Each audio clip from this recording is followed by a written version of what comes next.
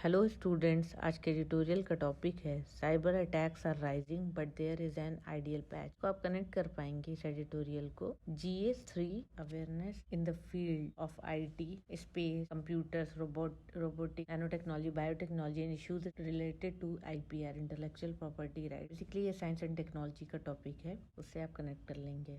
ठीक है, तो ये एडिटोरियल जो है वो साइबर अटैक्स के बारे में पूरा है। पिछले कुछ हफ्तों में हुआ क्या है, बहुत तेजी से जो हमारा सॉफ्ट अंडरबेली है उसमें हाईलाइटेड हुआ है हमारा जो एक्सपेंडिंग बहुत तेजी से एक्सपेंड कर रहा है जो हमारा डिजिटल नेटवर्क, उसके बारे में है। ठीक है, पहला जो रैंसम अटैक जो है, रैंसम वेयर अटैक जो है, वो server of India premium institute AIIMS में हुआ था, all India institute of medical sciences. इसमें लगभग 40 मिलियन हेल्थ रिकॉर्ड जो थे वो कॉम्प्रोमाइज हुए और उसके लिए उसको ठीक करने में 2 हफ्ते तक लगा था, ऑनलाइन को उसको वापस लाने में। उसके बाद जो रैंसमवेयर गैंग जो है ब्लैक कैट के नाम से, इम्पोर्टेंट है प्रीलिम्स के लिए, लर्न कर सकते हैं आप, इसको लिख लीजिए, याद कर लीजिएगा। तो ब्रीच कर रहा अपनी पेरेंट जो कंपनी, उसकी पेरेंट कंपनी जो थी सोलर इंडस्ट्रीज लिमिटेड, जो कि one of the ministry of defence ammunition explosive manufacturers है, और जिससे एक्सट्रैक्ट हुआ अराउंड 2 TB ऑफ डेटा। ये काफी ज्यादा बड़ा डेटा है, एक्सट्रैक्ट हुआ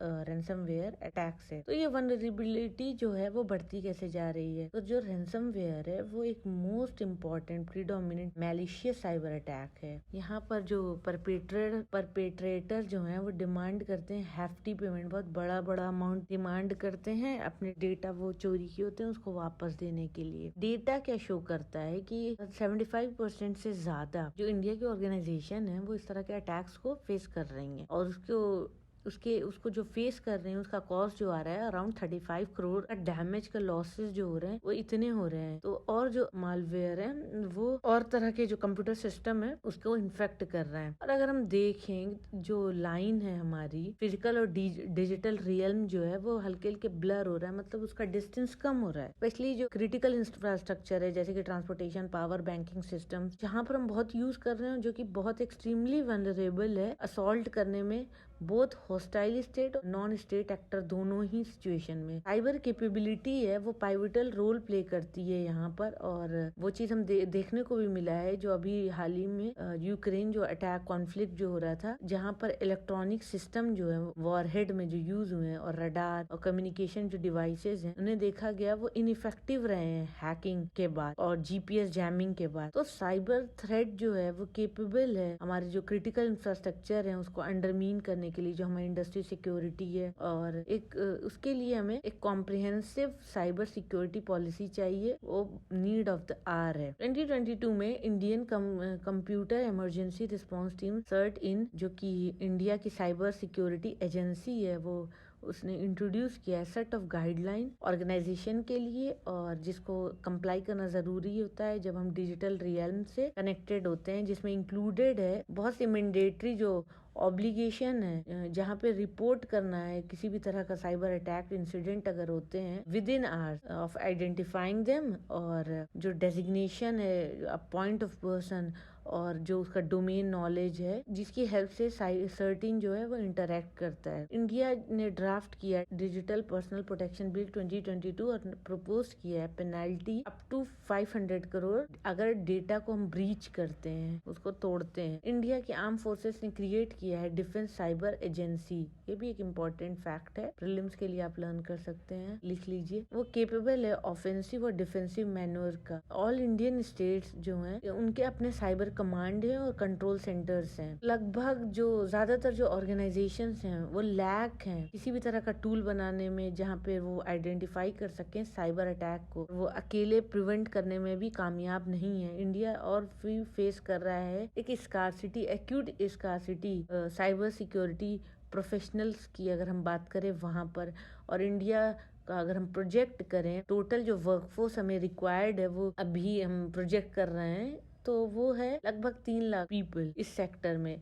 वहीं पे 1.2 मिलियन पीपल यूनाइटेड स्टेट में प्रोजेक्टेड है। मोस्टली जो हमारी ऑर्गेनाइजेशन है वो प्राइवेट सेक्टर है और उनका जो पार्टिसिपेशन है वो काफी लिमिटेड है इंडिया के साइबर सिक्योरिटी स्ट्रक्चर में। वो यहाँ पे उनका ये ही एडवाइजेबल है कि वो लुक देखें डिजिटल जेनेवा कन्वेंशन, जहाँ पर लगभग 30 से भी ज्यादा जो ग्लोबल कंपनी है उन्होंने साइन किया है इस डिक्लेरेशन को अपने यूजर्स को प्रोटेक्ट करने के लिए, कस्टमर्स को यहाँ पे साइबर ब्रीचेज हो रहे हैं और कोलैबोरेट करें वो लाइक माइंडेड इंटर गवर्नमेंटल और स्टेट फ्रेमवर्क में। इसके साथ जहाँ पे हम इंट्रोडक्शन करने वाले हैं अभी 5G स्पेक्ट्रम, फिर आएगा उसके साथ क्वांटम कंप्यूटिंग, फिर पोटेंसी ऑफ मैलिशियस सॉफ्टवेयर और Avenue of digital security breaches वो भी काफी इंक्रीज करेगी, क्योंकि जब टेक्नोलॉजी में हम बढ़ रहे हैं तो उसके साथ साथ उसके नेगेटिव चीजें भी आएंगी। तो उसको फेस करने के लिए हमको स्ट्रैटेजी ऐसी बनानी चाहिए कि उसको हम प्रॉपरली डील कर पाए, पैरालाइज्ड नहीं हो। तो इंडिया को ओवरलुक करने की स्ट्रेंड जो एक्चुअलिटी है वहाँ पर देखने की थोड़ी जरूरत है। ग्लोबल अंडरस्टैंडिंग क्या है, साइबर अटैक जो है वो ओरिजिनेट जो कर रहा है वो हमारे बॉर्डर के बियॉन्ड है। इंटरनेशनल कोऑपरेशन यहाँ पे क्रिटिकल रोल प्ले करेगा हमारा जो डिजिटल स्पेस है उसको सिक्योर बनाने में, और इसके साथ साथ वो एक कॉज होगा रेजोनेंस बनाने में, जो हम मिलजुल के रह रहे हैं अब्रॉड से जो कनेक्शन हमको पॉजिटिव कनेक्शन बनाने में हेल्प करेगा। इसके साथ इस साल साइबर क्राइम जो है वो एक्सपेक्टेड जो हमारा डैमेज किया है वो लगभग एस्टिमेट किया गया है $8 ट्रिलियन, इतना लगभग हमारा लॉस होगा। इंडिया जहाँ पर ऑलरेडी साइन कर लिया है साइबर सिक्योरिटी ट्रीटी, और वहाँ पे और भी कंट्रीज हैं जैसे कि यूएस, रशिया, यूनाइटेड किंगडम, इस तरह की बड़ी कंट्री जैसे साउथ कोरिया, यूरोपियन यूनियन, ये ऑर्गेनाइजेशन है, इन लोगों ने साइन किया हुआ है। और इनफैक्ट इसके साथ साथ मल्टीनेशनल फ्रेमवर्क जो हैं जैसे कि क्वाड है, जहाँ पर 4 कंट्रीज जैसे इंडिया, ऑस्ट्रेलिया, ये सारी कंट्रीज हैं वो मिल के काम कर रही है। इस तरह की ऑर्गेनाइजेशन ने भी इसको साइन किया है। तो और इसके साथ क्वाड के साथ I2U2 का इंडिया मेंबर है, और वहाँ पर एफर्ट है कि जो कोऑपरेशन है वो इंक्रीज हो, साइबर इंसिडेंट जो रहे हैं उससे रिलेटेड रिस्पॉन्सेज का, और टेक्नोलॉजी कोलैबोरेशन हो, कैपेसिटी बिल्डिंग हो और इम्प्रूवमेंट हो हमारे साइबर रेजिलियंस में, क्योंकि हम टेक्नोलॉजी वाइज आगे बढ़ रहे हैं तो साइबर रेजिलियंस बहुत जरूरी है। साइबर सिक्योरिटी, साइबर स्पेस में जो सिक्योरिटी वो नीड ऑफ द आवर है। कोई भी ऐसा ट्रूली ग्लोबल फ्रेमवर्क नहीं है जो इस तरह के प्रॉब्लम्स को रिजॉल्व कर पाए। प्रीवियस ईयर में जो यूनाइटेड नेशन हमारी जनरल असेंबली UNGA, उन्होंने 2 प्रोसेसेस इस्टेब्लिश किया था इसको डील करने के लिए, इस सिक्योरिटी इश्यूज को, specially information communication and technology ICT environment में। पहला तो open ended working group OEWG था, जहाँ पर इंटायर UN मेंबरशिप के लोग थे, वो पास हुआ था, एस्टेब्लिश हुआ था UN मेंबरशिप से। उसको रेजोल्यूशन जो पास किया था वो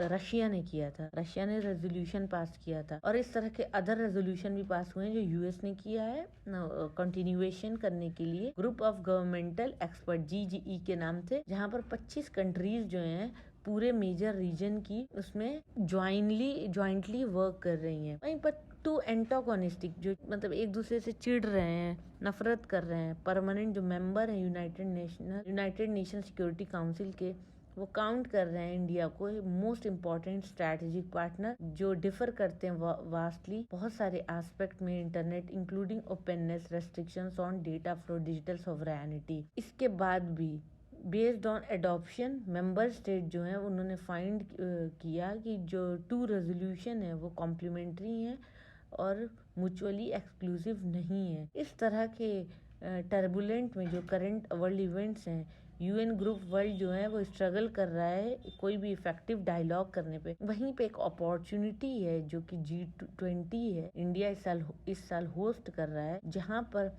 मेजर जो वर्ल्ड के स्टेक होल्डर्स कंट्रीज हैं वो आए हुए हैं, ग्लोबल जिनके पास है वो हैं। इस तरह की अपॉर्चुनिटी रेयर अपॉर्चुनिटी होती है जहाँ पर लोग इस तरह से इकट्ठा होते हैं, डोमेस्टिक और इंटरनेशनल इंगेजमेंट होते हैं ग्रुप्स के अक्रॉस द स्पेक्ट्रम। तो इसको हम अगर सही डायरेक्शन दे दें, कंसल्टेशन कर लें, तो ये एक अच्छा स्पेस होगा जहाँ पे हम एक कॉमनैलिटी की बात करें कि साइबर सिक्योरिटी का इश्यूज कैसे रिजॉल्व होगा। तो इंडिया को एफर्ट करना चाहिए कॉन्सेप्चुअलाइज करने में, एक ग्लोबल फ्रेमवर्क बनाए जहाँ पर एक कॉमन मिनिमम एक्सेप्टेंस हो साइबर सिक्योरिटी का, मिनिमम पैरामीटर हो जिसको सब फॉलो करें, सब एक्सेप्ट कर लें साइबर सिक्योरिटी से रिलेटेड। और ये इस तरह से एक बहुत इम्पोर्टेंट सिग्निफिकेंट कंट्रीब्यूशन होगा जो कोई कंट्री करेगा एक कलेक्टिव सिक्योरिटी बनाने में आज के मॉडर्न टाइम पे इंडिया को इस G20 की अपॉर्चुनिटी को अच्छे से यूटिलाइज करके साइबर सिक्योरिटी के साइड एक पॉजिटिव अपना